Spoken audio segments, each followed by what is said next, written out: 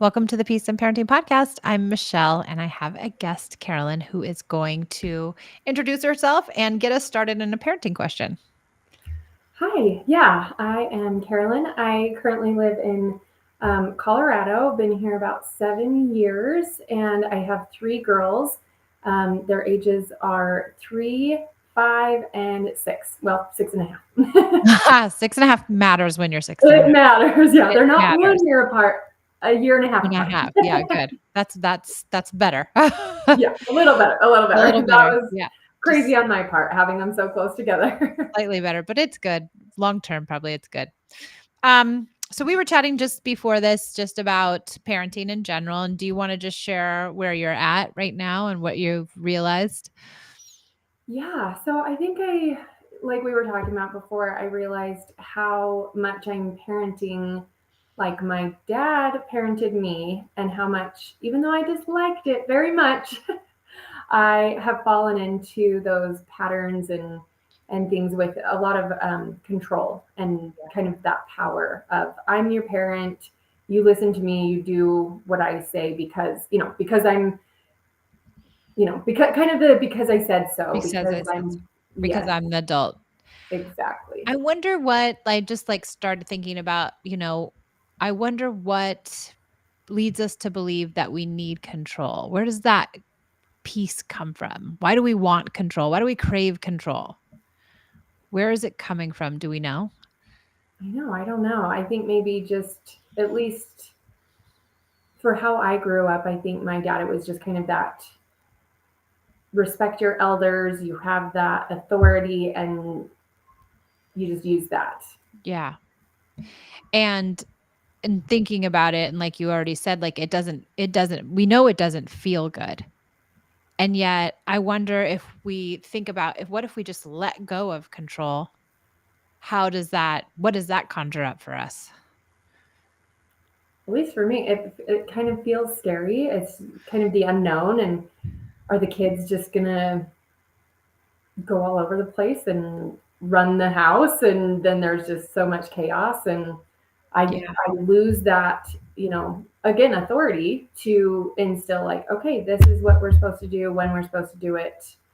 Right. The things that they do have to do. It's time to go to school, it's time to do this, it's time to Right. get shoes on, Right. they don't All have of to those. listen at certain times. Yeah, absolutely. And I wonder when are we most likely to follow somebody's lead? When do we want to do it organically, as what I guess is what I'm asking. When do you want to like do what someone says organically? Oh gosh. I mean, obviously when it's something that's like sounds fun, if somebody's like, oh, let's go, Yeah, sure. if it's Okay, let's something take the fun that fun stuff out of it. right. Let's say, like, when do you wanna follow someone's directions? And when are you, most likely just to do it, no questions asked? Of course, I'll do that for you. I think, like when somebody is asking in a nice way, like, hey, could you help me out? I could really use your help in this. Um, in, Yep. a kind manner. And, if somebody's, even my husband, if he were to be like, you have to do this right now, and kind of in a demanding way, man, I would really like, Recoil. yeah, I would recoil and like push back and be like, that's the last thing I'm going to do. Exactly. Yeah. And so when we follow someone's lead willingly, what does the relationship look like with that person? Oh, I think there's just that automatic kind of that give and take, that love, that respect from each other, and that love and kindness. Yeah, and I think that's the key to it, right? We want organic cooperation, but we can only get organic cooperation when the relationship feels good enough that we can actually get it without having to have control. That's true. So that's what we're looking for. Yeah. We don't want to have to threaten a child or bribe a child or yell at a child or exert our control to make them do something, because how does that make us feel? Awful. Yeah. Just Yeah. like you said, I'm going to recoil. Mm-hmm. I'm not doing if you're gonna be a jerk, I don't wanna do what you ask, and then if you're gonna threaten me or tell me I can't have something or take away my precious things, there's no way I'm gonna do that for you, even if you make me. How is the next interaction gonna be? Right, right. Well, and the kids, of course, yeah, the kids are gonna do it begrudgingly because there is that power and that control that you're forcing them to do it. But then as the parent, I feel awful, that regret, that, just that pit in my stomach. And I'm like, oh, that did not feel good for Yeah, me to kind of force that upon them. It never, no. it's not fun on either side, obviously. No, and I don't know if you experience this, but I think eventually some kids are like, "I don't care.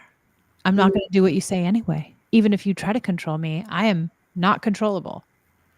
I don't know if you have one of I those. I haven't seen that yet. I think with my kids being young enough, they haven't gotten there to that point of like, nope, Yep. you can't tell me what to do. And we really can't. I mean, we can at the cost of the relationship. Hmm. And every time we choose to, if we choose compliance over relationship every single time, then we don't have any relationship left. So true. Yeah. So I think if we look at parenting in that lens, right? If we can reframe our lens here, like I want and I need and I crave to have organic cooperation. And I'm not going to succumb to using control in order to get it. It's not worth it to me. Right. But then, practically, how do we get their shoes on? Now that we come to a different realization, but how do we get their shoes on? And, connection and cooperation go hand in hand, like we talked about, right? We're more willing to follow someone's lead if we have a good connected relationship. Yeah. So that's where we have to start. How do we build connection? And the first piece we do is we get rid of, are you using threats and bribes or any of that kind of stuff? I've been trying really hard not to, just kind of the timeouts and definitely not spanking or anything that they don't work anyways. Um, I do feel like with connection, it's been a bit hard just because there are three of them and there's kind of that jealousy factor. And even just the other day, we were out to dinner and I wanted to sit by mom, and the one is crying and totally melting down because she's not sitting by me. I only have two sides. Yeah. So it's like I'm trying to connect and I'm like, I'm right here. We're all at the same table. I'm just, Mhm. and she just would not have it. And so I almost feel like that connection, it almost causes more problems in certain cases. It's so hard when I'm trying to connect with one and the others get jealous. And Yeah. that creates kind of chaos in itself almost. Yeah, definitely. And I think if there's lots of sibling rivalry going on too, then if the sibling rivalry is big, then everyone's always vying for mom and dad's attention. Right. Yeah. Is a sibling rivalry big right now? I feel like it is just anytime somebody's on my lap or I'm reading a story with one of them, they have to, you know, oh, start the book over. I have to be here too, and Yeah. I'm missing out, and just kind of even that one-on-one time is really hard because the others feel left out and slighted. When they have a disagreement, are we choosing a side? Like Am you I can't choosing a side? yeah. Like you can't talk to your sister like that. Like that's unkind. We don't talk meanly in this house. Like that's not okay. Yeah, I mean, I try to instill like we use nice words and we don't talk to each other like that. That's that's unkind or that hurts feelings. Yeah. So, um, but I still am trying to welcome them in, like, okay, let's all read the book together. We Yeah. can, you know, Sometimes I think sibling rivalry when there's it's because you have 3 kids, there's always gonna be sibling rivalry, right? That's just part of life. It's never gonna go away, never ever. In fact, my girls are out there, I don't know what they're doing, they're watching something and they're getting along and they're so happy and I'm like, "Oh my gosh, yes, please, thank you very much." But it isn't always like that. Um, but I'd say that sometimes when we intervene in sibling fights, we unknowingly choose a side and we create more sibling issues. And so then they start to come out in other areas, like when you go to dinner and you try to sit down and everybody needs to sit by you because they're used to being either told that they're right or told that they're wrong, but they need to be like in your good graces. So some things that might help are when you're having a sibling fight, it's great to say outside of those moments and before you go to bed and when you're driving in the car, like what are kind things to say to people and what are unkind things to say to people, and teach lessons in those ways. In the moment that a kid does something wrong is probably not the best time to teach a lesson. Okay. And so I would just, when there's a transgression and someone says something mean or they've done something wrong or they've hit somebody or they've thrown something at somebody, instead of being like, you can't throw things at your sister, that's totally unkind. We don't do that in this house, which can seem very innocuous because we probably came from upbringings where our parents would have just been like, what the heck are you doing? Stop right now. Like, go to your room. And we've taken it down a bit, but there's still some grains of I've taken one person's side. So in those moments, I would just say like, "Hey guys, what happened here?" And get really curious and ask them what happened. Also, because we don't know what happened before, we don't know what happened afterwards. We don't know what happened earlier this morning. Is it retaliation? Is it this? Is it that? Who knows? It's their relationship. We don't know. And so, really getting curious and say, "Hey guys, what happened here?"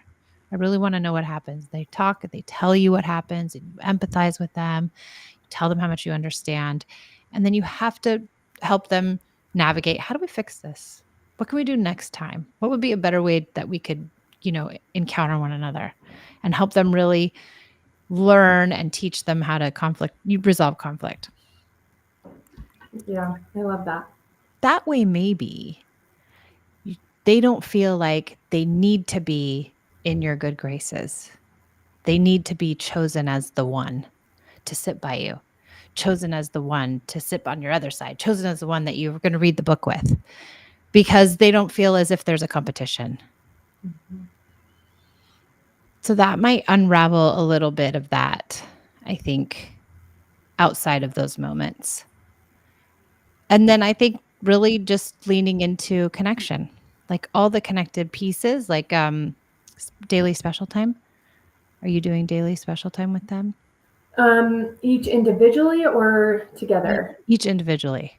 Like I said, it's really hard to kind of separate them out and just have that special time without the others feeling so slighted. I'm trying to figure out, and right now, because I've heard the benefits of that, that special one-on-one time and stuff, and I'm just trying to figure out kind of logistically how to make it Do it. happen, Yeah. and just how to do it with you know the others feeling hurt and then it causing almost more problems than just not doing it at all. Totally. And I hear that all the time. People are like, it's not worth it. Like everyone's screaming and crying and mad at each other. And like no one's connecting because everyone's mad, right? Right. It's true. And I think it does happen in the beginning. A few things that I could offer that might be helpful is you could do it with another adult. So when your husband's around or when another adult is around, each of you take one, and then the third one can do something on their own. And you'd have to explain to everybody, this is what we're doing. If you want your special time, we have to let the other people have their special time, or we can't do all the special times. Like really sitting them down and saying like, we're really going to practice this summer doing special time. And I'd really love to do it. So we're going to do it when dad's around so that we can switch, and we're going to make sure everybody gets special time. The other thing you can do is do sibling special time where you take one and the other do two, play together where one is in charge for 10 minutes and the other one is in charge for 10 minutes so that they can like have their special time. Each person's in charge and they play with each other and it creates more camaraderie. And then you rotate them in and out of that. And so that way they're occupied. If that doesn't work, then there's always like, hey, what can I set up for you to do while I'm doing special time with your sister? Because I need this time. And then you're going to have your time so that they really know what's happening. If you do it consistently, they're not going to bother each other so much. So it might be really hard at first, but after they realize, oh, I'm getting it too. I don't have to worry that I'm not going to get mine. And when it's scarce, when it doesn't exist on a daily or a schedule, then everyone's worried that they're not going to get their time. Right. And it's best done on a daily basis, I'm assuming. Yes, That if you can. consistency. It Yeah. really just is. And what happens over time is it becomes super easy. It starts out really, really hard. And everyone hates each other and they wanna scratch each other's eyes out, and you're screaming and you're like, "Oh my god, everyone stop, just leave me alone, just give me 10 minutes." And then often Yeah. we abandon ship, and Hmm. then that sticks in with them. And then they remember, "Oh, I wasn't the one who got it." Hmm. And so you really have to kind of push through, but it's not easy. Yeah. Okay. Yeah. And, the sibling special time can be helpful, having another adult can be helpful, having an activity. I've used the iPad, I've used a movie, I've used all kinds of things just to get the time in with each of the girls. Yeah. Yeah, it's definitely important. I just, like I said, I have thought about it and I just need to just do it. And as crazy as it's probably going to be the first few times, just keep at it. Yeah. Just keep at it and just know that this is the worst is the first, and then afterwards it gets a lot better, but that's gonna move your connection and your cooperation needle. So it's gonna give you, because you're giving them, you're putting them in control where they get to boss you around. They get to choose the activity. You're relinquishing control for 20 minutes with each child. They're going to give you control back when you need it, because now you are in a reciprocal relationship where control is passed back and forth, as opposed to us having all of the control and never giving. Mm-hmm. So this becomes that place. Yeah, that makes total sense. Yeah. So that will even out the control piece. I think with the control piece is starting to think like, where is it absolutely necessary that I control my kids? Um, I mean, really, like my first instinct was probably nowhere. Like they are their own whole person. Even at 3 years old, she is her own person and has her own thoughts and feelings, and just everything inside of her is already there. Yep. And she's smart and she's So, intuitive, and they all are moral. At 3 years old, they're moral. They know what is right and wrong. mm-hmm. They might not always be able to choose it because they're immature, but they know if they've chosen incorrectly. Yeah. So then really thinking like, what do I need to control? I mean, I think the only things I can really think of are like real safety issues, not the pretend safety issues that we try to make up because we're worried about things, but the real safety issues, like running in the street, Right. putting your Yes. hand on the hot stove, like Yeah. those things y- we have to have control around. Absolutely. Yeah. Other But than that, it's like they're going to eat when they're hungry. They're actually going to go to sleep when they're tired. They're going to bathe when they're ready. And the sooner we can get them to control those things on their own, the better off they are, because they become self-sufficient. If we're always controlling everything, how will they ever learn to be autonomous? that's true. And I think maybe that's my, kind of ultimately my struggle is because my dad did control so many things in my life, that's where obviously it's stemming from for me to control my kids, but also learning that for myself. It took me a long time probably to figure out like my own schedule of things and how to do my own, you know, live my own life without, at a certain point, yeah, he couldn't control everything. Yep. As a teenager there was pushback. He tried to control me and I was like, no, I'm not having it. Yep. Yeah. Yep. And it probably damaged your relationship. Yeah, for a while it did. I mean, I think we've come back now, especially, Yeah. years later, and I moved away and stuff and having my own kids. It's a different relationship now. But yeah, for a while it was kind of just meh. Yeah, and that I think that's super common for all of us. That happens because we're like, I don't want to, have somebody telling me everything I can and can't do. It feels stifling. Absolutely. Yeah. And we want to raise self-sufficient kids that can take care of their needs, emotional needs and physical needs, all of their needs. So Yep. the sooner we can start handing that control over to them, the better. Yeah, that's true. I guess I didn't really think about that in a like 3-year-old sense. Like, oh, they can have control over their own. Yeah, you can say to her like, "Do you wanna have a bath tonight? Or do you feel dirty? Or do you feel clean? How do you feel?" She might say for a minute here, "Nope, I'm not taking a bath," because she's just trying to exert her control, Hmm. right? But eventually, will she take the bath in a day or 2 or 3 days? And will it be her own choice? And then now that you've given her this control, when you ask her to, "Hey, will you please put your shoes on? We're going to the park," you're gonna have an easier time at it because she doesn't feel like everything has to be, "No, I don't wanna do it because you're constantly all over me." So Yeah. where can we give the 3-year-old choices? Can she pick out her own clothes? Can she decide when she's gonna take a bath? Can she decide what she's going to eat, what she's not going to eat? Can we with, being we don't, just let them eat cake every night for dinner, but we say, like, "Here's the dinner, eat what you want, and, when you're done, you're done." Like, can we really start to have them listen to when am I hungry and am I full and am I listening to my body and when am I dirty and when am I tired? And those things are we can start really young and it's super helpful for them to learn that. Yeah, I love that. I think there are certain aspects, I think, like, especially with dinner time with my husband, he's a little bit more ingrained in you have to finish your plate or have 3 more bites of this, or, so it's like I almost have to, like, we'll have to train him into just allowing them that freedom as well. Yes.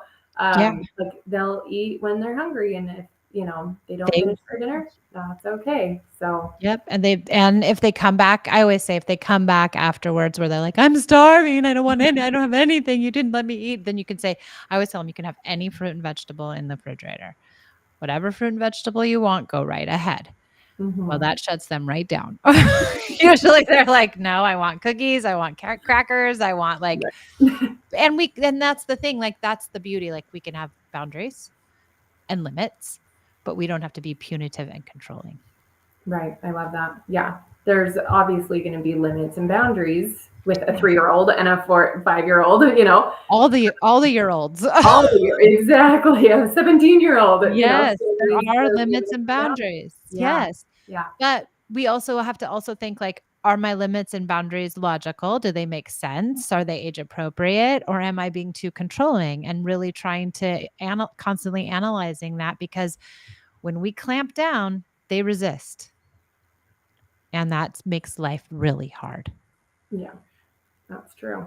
really hard because then everyone's, pushing back, Yeah. and No then one's happy. no one's happy. We're not happy, they're not happy. Right. Okay, thoughts? Oh, yeah, I love kind of just that new ideas of kind of, especially how to instill that special one-on-one time, how to give them more control in their, just in their daily lives, in their own bodies, in their own, just have that freedom to choose. Like you said, do you want to take a bath? Do you feel clean? Do you feel dirty? Like, Yeah. okay, if you don't feel like you need a bath, maybe we'll try tomorrow, Yeah. Yeah, Yeah. totally. Yeah, because and I think that's where we get a lot of our pushback too, right? Yeah.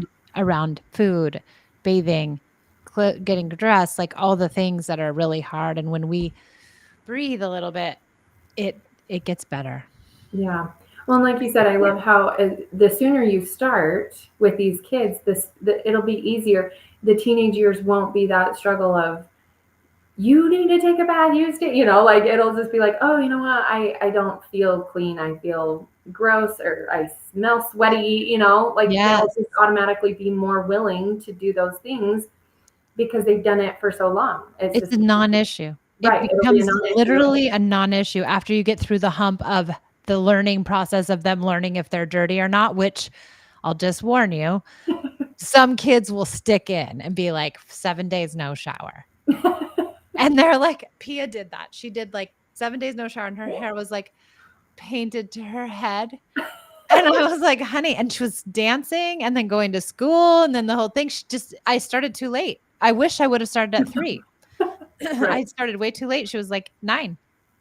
And it was just painted on her, and she finally said, "I think I'm gonna take a shower," and I was like, "Oh my god, thank God." I know you're Because I like, was just like, I she smells.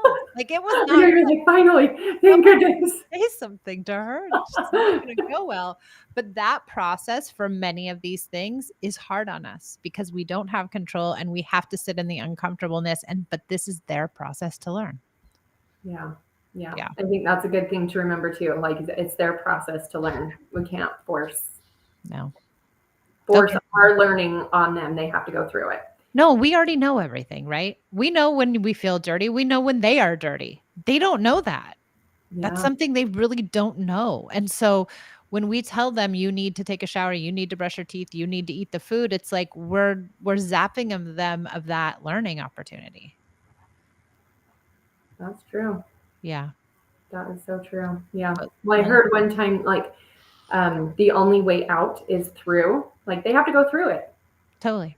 I love that. Yeah. Yes. The only way out is through. And if you don't let the through, do you get out? Right? Do you right? Or where do you end up? Are you just stuck in the tunnel? Right. And your development is stunted. Yeah. Yeah. Yeah. Like you said, like you started too late. You know, she was what 9, and you were like kind of start like, okay, are you gonna take a shower today? Maybe Oh, not. it You was know, like the bad. earlier you start, the earlier they figure out what That's feels right for them. that's right. And I wish I would have done it earlier with bedtime too, Mm, because I waited too long. I waited till 9, sorry, with bedtime for Pia. And I wish I would have done it a lot earlier because it was hard. She really pushed back. She really needed a steep learning curve to get there. And the kid was exhausted, but I don't know. she got there. She totally did. And now I don't worry about any of that stuff. And it's not Wow. even a thought for us. Eating, bathing, homework, taking care of their rooms, all that stuff is totally on them. And Wow. it makes parenting a lot easier. Yeah. So how did you let them choose? You let them choose when they go to bed? Mhm. Oh wow. Yeah. That I feels said, scary to me. Like they'll just right? be up all night long and I'm like, I need that break. I need that And like and they might them going to bed and me going to bed. I need that like break. and maybe the 3-year-old's not there yet, but I think, like, starting to introduce it maybe on the weekends sometimes and, just scaffolding it and starting to talk about do you feel tired and Mm, are you ready for bed and how does your body feel? And just like instead of 7 o'clock, gotta go to bed, it's like it right. doesn't have to be like that. Can there be some learning ground in here for the kids? But yeah, she was up and I just ripped the band-aid off. That's how I did it. I don't know if it's the right thing to do, but I just ripped the band-aid off and I was like, go to bed when you want. They both would tuck me in at like 9 and then they would stay up. Sometimes they would fall asleep. Esme would go to sleep every night at 9:30 because that's just who she Mm. is. Pia would stay up. Oh, that's funny. And they are their own personalities. They do, I can And see in my girls is just the differences, the little things that yep. yep, and Pia's still a night owl and Esme still goes to bed and Pia sleeps all day and Esme gets up at 7 a.m. I mean, it's just who they are. Yep. Oh, And it was that's going to too be funny. who they were at 10 or who they were at 5. Yeah, yeah. So that's that. Okay. That's too funny. I love it. Well, thank you, Caroline. This was really good. I really appreciate it. I think a lot of people are going to glean some good stuff from it. I hope so. I sure did. I really appreciate it too. Thank you so much. You're so welcome.